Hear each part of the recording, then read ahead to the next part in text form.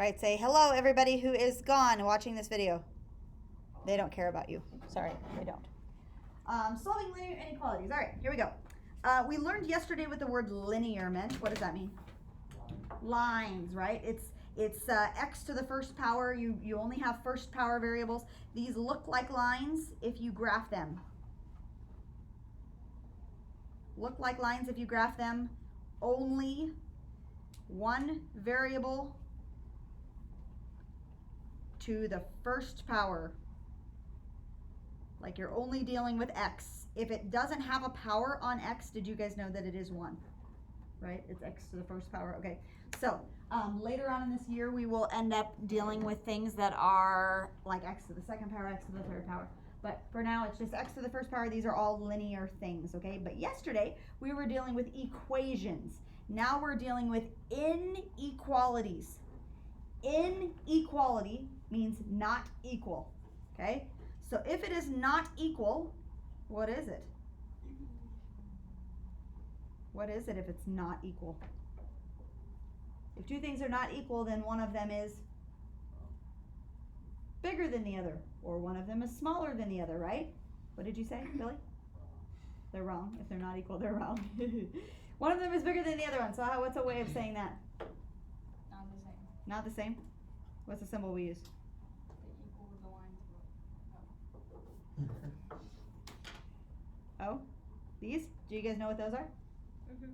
Okay, greater than, less than, greater than or equal to, less than or equal to. Okay, which one is the less than one up there? That one. The second one. This is less than, right? Okay, because the way that you read it from left to right, you see the lesser part first, right? Left to right, or reading this direction, the less than part comes first, right? Okay, versus this one is greater than. Okay, and then we have less than or equal to, greater than or equal to. Do I have to write those down? Okay, so greater than or equal to, less than or equal to, those guys, right? Good? Okay, equal to means that it's including that number, right? It's inclusive. All right, we'll get to that here in a second. All right, do we know these? Ish, okay? All right. So we have the addition property of inequality, we have the subtraction property of inequality, we have the multiplication property, division property, okay? I'm gonna go over here and we're gonna do kind of one of each. This is addition. This is the same as what we did yesterday, folks. I'm sorry. Addition, subtraction. So x minus 7 is less than or equal to 4. And x plus 3 is greater than 2. I don't know. Okay, so right now, in this addition problem right here, what we have on this side, this stuff is less than this stuff. This stuff is greater, right? 4 is bigger than whatever x minus 7 is. X minus 7 is less than 4, right? That's what this symbol says, okay? Now, what the addition property of inequality tells us is that I am allowed to add 7, but as long as I do it to both sides, it stays in the relationship that x on the left is less than whatever is on the right. Does that make sense? It will stay in that relationship and we have x is less than 11. And as long as I add the same number to both sides, that symbol does not change, right? What's on the left is still small, what's on the right is still big. Yes? This is too easy, okay? Subtraction, same way. We have this stuff over here is big, this stuff over here is small. That's what this symbol tells me, right? And if I subtract 3, and as long as I do it to both sides, I still have that, the big stuff on the left and the small stuff on the right. It's just changes number and it's -1 now, right? Does that make sense? That's the subtraction property of inequality. It just basically says as long as you do the same darn thing to both sides, it's fine. You're okay, right? Okay. All right, let's go over to multiplication division. Same thing over here, except I'm going to use we'll do some different thing here. Okay, multiplication I'm going to leave the same. Let's do x over 4 is greater than or equal to 5. And for division, let's do -2x is less than 14. I don't know. Okay, multiplication. What are you going to multiply by? 4, right? This is like saying x divided by 4, so we're going to multiply by 4. And as long as we do it to both sides, that symbol is allowed to stay the same, yeah? X is greater than or equal to 20. This is too easy. Multiply. Okay, now, division, though, on here, we just would divide like normal, right? But we're dividing by -2. And anytime, we're going to write this in really big letters here in a second. Anytime you multiply or divide by a negative, it no longer stays less than. This symbol flips around, right? And it becomes greater than. Now, do you add the equal to thing on it? It was just less than before.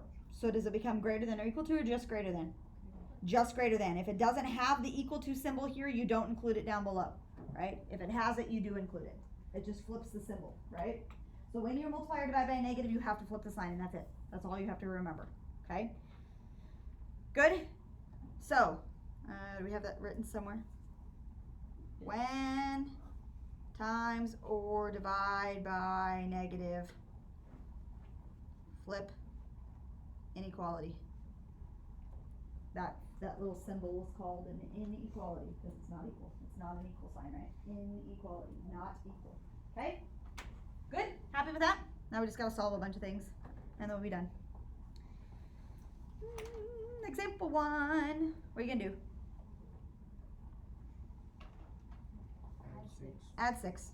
Plus 6, plus 6. Got to do it to both sides. Your equal sign is kind of like your inequality symbol, so that's where your equal sign lives in case you're confused. Y will be less than 9. Don't flip the sign because we didn't divide by a negative. And I don't care where you put 9. Let's put 9 here. Okay, when you're graphing this, do you remember like the open circle, closed circle, to the left, to the right? Okay, is this going to be an open circle or a closed circle? Open, and it's going to point to the, it says y is less than 9. It's going to be less than 9. Okay, what does the open circle mean? That does not include 9. So, what this is saying is that if this is my original problem, I can plug in any number less than 9 that I want to in for y. Like the number less than 9 is 1. 1 minus 6 will still be less than 3.